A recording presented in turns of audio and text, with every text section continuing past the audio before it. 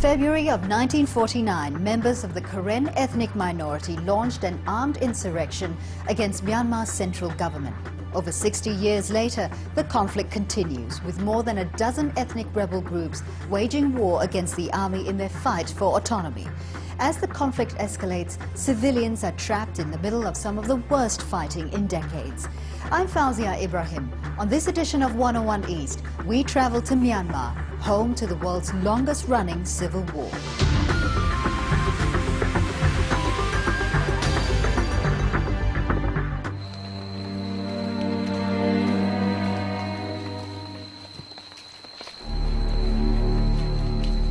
Myanmar is at war.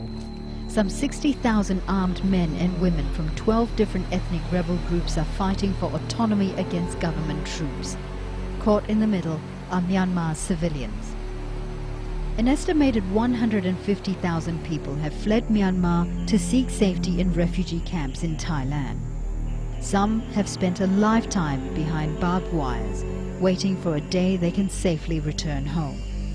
But the civil war continues, and the mistrust between ethnic leaders and the government is at its worst in decades. David Thakkabao is a leader of the Karen, the largest ethnic minority in Myanmar. They think that they are master race, and all the different ethnic people are, slave race. That is in their mentality.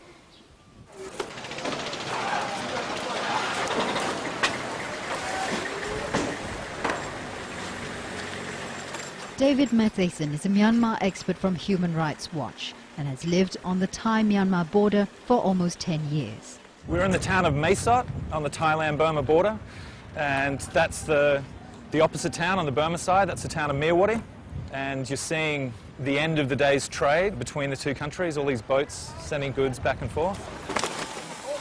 An assortment of everything. It's machine parts, it's oil, it's whatever people in Burma want to buy. It's on the boats and it goes across. I think this is indicative of a pretty desperate economy, that people have to resort to things like this, what is essentially a form of smuggling. There you've got people crossing over there, and they're just migrant workers from Burma. Everyone that you see going across there knows that 20 kilometres further out of town there is a war raging. Most people don't really think of Burma as being the world's longest running civil war, but it is. It's been raging since 1949.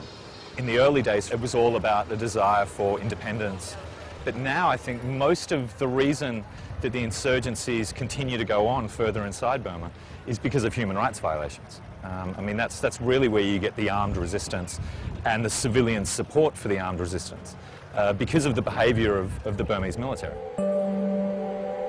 For decades, the Thai border town of Mae Sot has provided refuge for tens of thousands of Karen people. It's also where Karen rebel leaders coordinate their campaign. They are keeping a close eye on political developments in Yangon ever since Aung San Suu Kyi's release from house arrest last November. The opposition leader is trying to incorporate ethnic minorities in the push for political reform. But ethnic groups like the Karen say Myanmar's new government is unwilling to negotiate. They still have this policy that they have to wipe out insurgency. They have to stop that. They have to change their mentality. The ethnic peoples, what the ethnic peoples want is federalism. And the Aung San Suu Kyi one is democracy. And the ethnic people needs also democracy, because genuine federalism can happen only in a democratic society. So we support her stand, democratic change. But she must embrace the principle of federalism. Federalism, well, she supports from time to time. She didn't say, it is federalism. Straight away, she can't do that under this oppressive regime. And what she said was she supported the ethnic cause. Meanwhile, more battles are reigniting across Myanmar. In the months after the November 2010 election, there wasn't just heavy fighting here. There was fighting that flared up in March this year in Shan State, and since June in Kachin State, up in the north. And the reasons for why the fighting has resumed in those areas after 15, 20 years of fairly stable ceasefires, there's one factor that binds them all together, and that's the failure of a comprehensive political settlement inside Burma. To show us the impact of the recent fighting on Myanmar's civilian population, veteran Karen rebel Topo takes our crew across the border. He also brings his 20-year-old daughter who was born in Thailand and has never seen the refugee camps.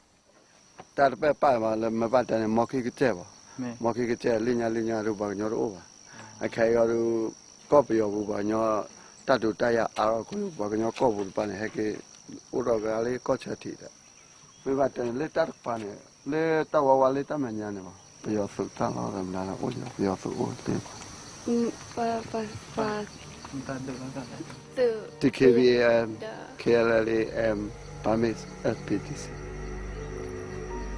Nakene copy of water to Mutukuya. Memukutani Niadu Chumu Pake, Dale, Bichatala Takla.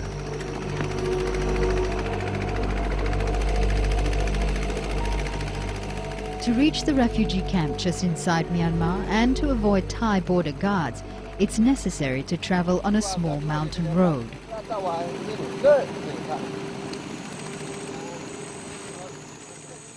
Later, Kubune, Tatutaya Kerakura, move the Mepunda or Tatuya Kerako Patipapa, Tanakura, but Wapu Pan and Linda or the Tivat Kura, Heki Upura, Tita, the Heki Nuro, you got a pan again, you the air, Tanakuna, the Heki Tura, or the Cochetita.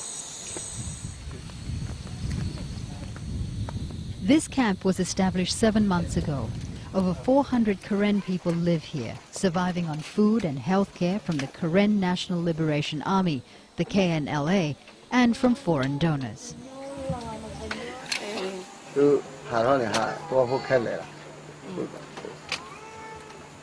Why did you move here? Because fighting and afraid SPTC soldier. Now the SPTC moved to her village, so she moved to the camp. If they stay in the village, the SPTC will take her husband who can heavy in the jungle.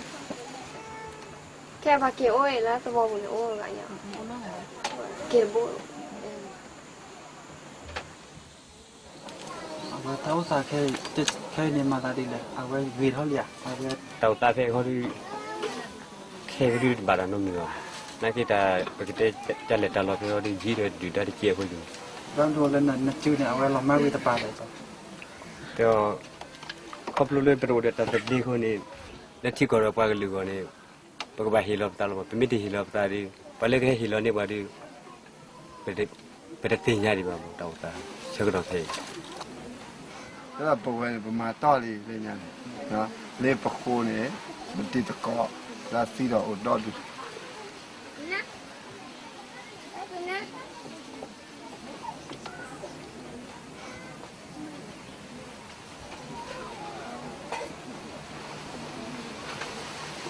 tập tao ở phá lạ và cho tim mình nó tao lên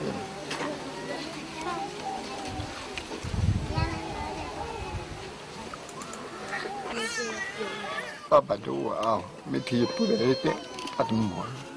You know, it's a got your plastic.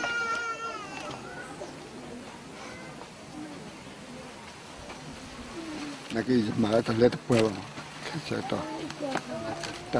You call negative about. You had to get about.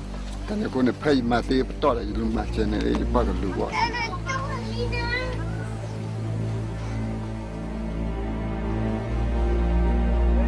Government troops nearby make it too dangerous to go any further into Myanmar. But up north, it's possible to cross the border by boat.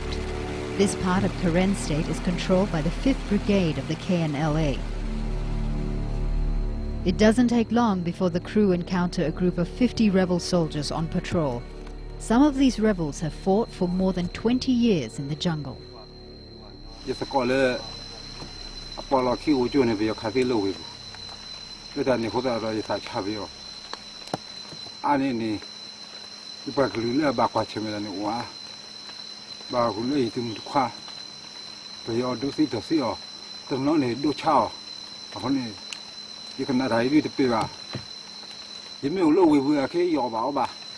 Hurry up. Let that to a cover car hoodie. Think about to Chava. Think about the Chugabio. Only in Lamada. But do a thought the food. I would I look for do a thought of food of opening it. Kadu a far puna at a hutago, the letter Menyan. At a hair, paw, body lot of duty. A letter clear, like Charlie, a Charlie, told you. The KNLA protects the villages against government troops. In return, families are expected to send their firstborn son to serve with the rebel army. This border village shelters Karen people who fled from the Myanmar soldiers.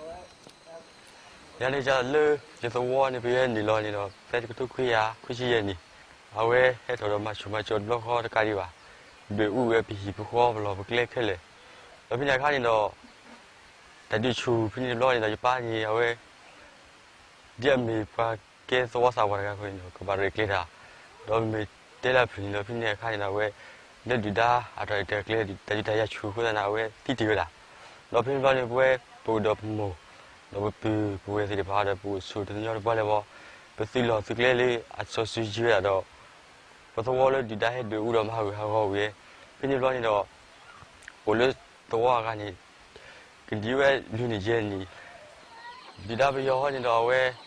Ula tadi dah klik lo kau hen ni lo hen chop lo gado buat li bu su du lo li betul ada kau ada bu hen usu dah lo fil pela tu klik bahasa dia saya tahu ni lo jemu dah jadi mikir ni lo ni dah tu bahasa bu ni lo jadi hen klik ni awak tikir le lo pon ni awak tikir le tapi ni kau ada buat li pun si balik beli kabu tu boleh bah jadi kita pula kita bitar ber si balik udah le kena ji le tak tahu mawe nó chưa cho đi lưỡi sẽ khá là đủ là uống thôi đấy nên các bác sĩ về kia rồi mà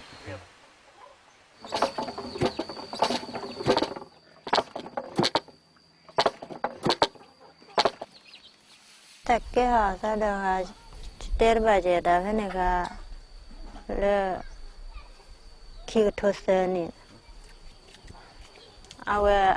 cái tôi phố là mà apa ha ule to se de bane alela pa ola a he ke da la to be jalu kle la na de pe je ta te me bo bu wa te ga ge wa la da wa te le be ja phon ya la wa te le be ja ma se de le la ki ma be sin ge pha ji.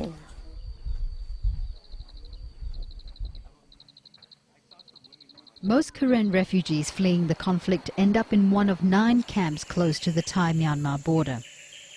In April, Thailand announced plans to send at least 100,000 refugees back to Myanmar in 2012. Since then, the camps have been sealed off to almost all visitors. But by travelling 6 hours over muddy mountain roads along the Thai-Myanmar border, our crew reached a camp in Mae Hon Son province. There are over 16,000 refugees in this camp. Most of them are Karen, both Christians and Buddhists. The refugees have set up 8 schools here. This one has over 500 students learning Burmese, Karen language and English.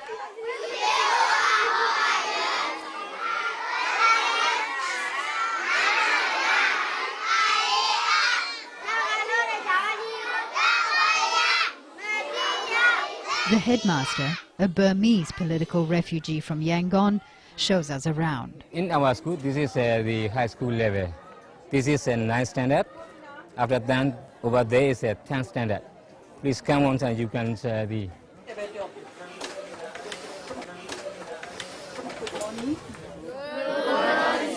Good morning, please sit down. Okay. So, English is very important for the refugees. Some of the students go to the medical trainees in the medical clinic.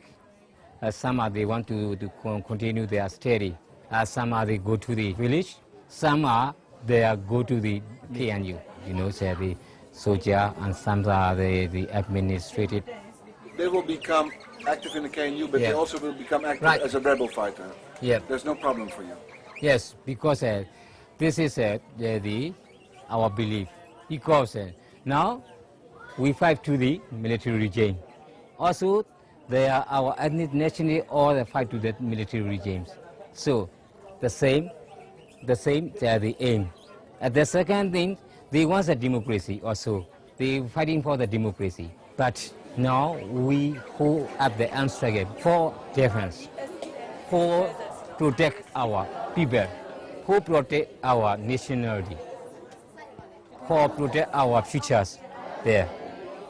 If we know gun, they can make easily, like supporter, like said, you know, some said the rape case like that. This is our future. But now, the threat of forced repatriation hangs over these refugees. Thai governments, they tell about over 2012 years, some of the refugees move back to their Burma. So refugees worry about this information. We can get a democracy in Burma, so all ethnic people and the government see fires and talking each other for the peace. We have a peaceful peaceful at that time. We will go back easily. This time, not safe for us. But there is another threat for Myanmar's ethnic people caught in this long-running war. Myanmar is the only regime in the world that still regularly lays anti-personnel mines. Both the Myanmar army and the rebel groups use them. Over the last 10 years, it's estimated that at least 2,500 people have been injured or killed. But with no official figures, experts claim it could just be the tip of the iceberg. Many of the victims are under the care of Dr. Cynthia Mong. She is Karen and founded this clinic in the Thai city of Mae Sot 22 years ago, providing free healthcare for those who manage to make it across the border. Landmine is one of our prioritized area for not only for medical, also psychosocial issue. And then it affects loss of family, not only for the individual, also the family and the community. Because people used to displace a lot, and then after displace, they want to go back home, but they don't feel very safe to go back and work in their community. So it affects their livelihoods as well. Etwa is one of the managers of Dr. Cynthia's clinic. She introduces the crew to newly arrived landmine victims.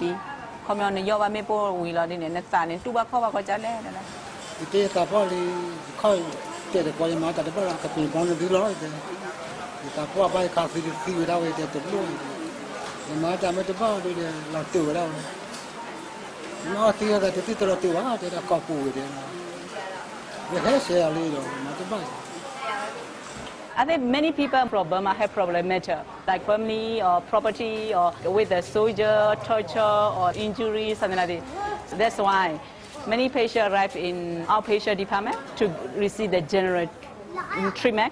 We give medicine, we treat them, never get better. And then later we refer to counseling, and then later we know they have problem with the mental or something like that. So, I think I get that than delay.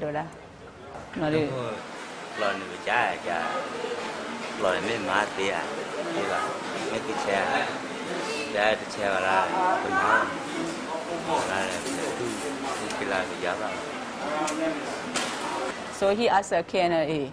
So that area is controlled by KNLA. So, never.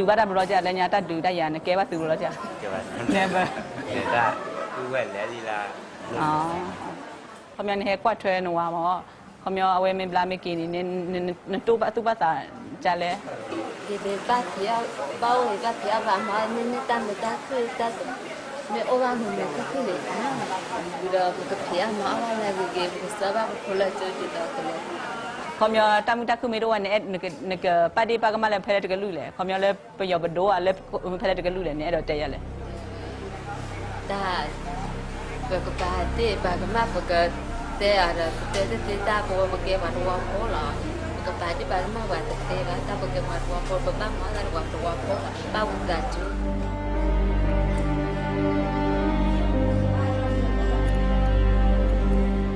Despite the casualties, ethnic rebel leaders defend the use of landmines as a necessity of war. KNU has to continue using landmines because it's a large area we have to protect, and places where we cannot post troops, we have to use landmines to discourage the enemy troops. David Mathisen says atrocities are being committed by both sides of this long-running conflict. We criticise the non-state armed groups for forcibly recruiting child soldiers. We're very concerned about reports of other human rights violations that the non-state armed groups perpetrate, including executing Burmese prisoners of war, using forced labour, using civilians to carry their supplies. There's forced relocations, there's extensive use of anti-personnel landmines, but by far the Burmese military perpetrate atrocities and violations of the rules of war on a regular basis, far more than the non-state armed groups do. But those non-state armed groups are just as bound by the norms of conduct in wars as the military is, the Burmese military. The number of civilian casualties is growing, but despite the suffering, many think giving up arms is not an option for the rebels. I think it is very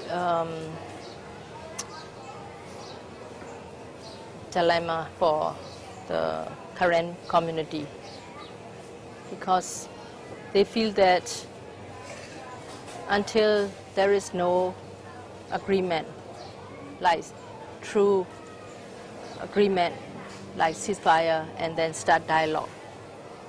So without dialogue, putting arms is no question. So I think the dilemma among the different ethnic groups.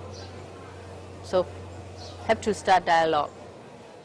But dialogue is still absent. Instead, the Myanmar army is stepping up their fight against different rebel groups. Since the elections in November 2010, the Burmese military really have gotten around to what they see as unfinished business about crushing the insurgents. It's the big unresolved issue in all their political transformation in the past couple of years. Now, the international community see the Burmese government as now civilian, still quite authoritarian, but somehow improved from the military government of before. The way I would see it is that they haven't really changed at all. They've changed their clothes. You've got former generals that used to fight in these areas in their younger days, now in government and controlling the country. But the real pillar of that military system is the army. And the army basically want to crush these insurgencies militarily. They want to squeeze them, they want to destroy them. They don't want to negotiate with them. We can still carry on this war forever, you know. But of course we have to look for peace, and that's why we open the door, we keep the door open to dialogue. We always ask for dialogue. With no end in sight to Myanmar's endless civil war, the toll is mounting as government troops and ethnic rebels dig in. For the ordinary soldiers, and especially for the civilians, only more suffering lies ahead. And that's all the time we have for this edition of 101 East. Next week, we're in Nepal, where a family rift is threatening the legacy of Sir Edmund Hillary, the first man to conquer Mount Everest. Until then, you can always follow the program on our website, podcast and Facebook. From all the team, thanks for watching.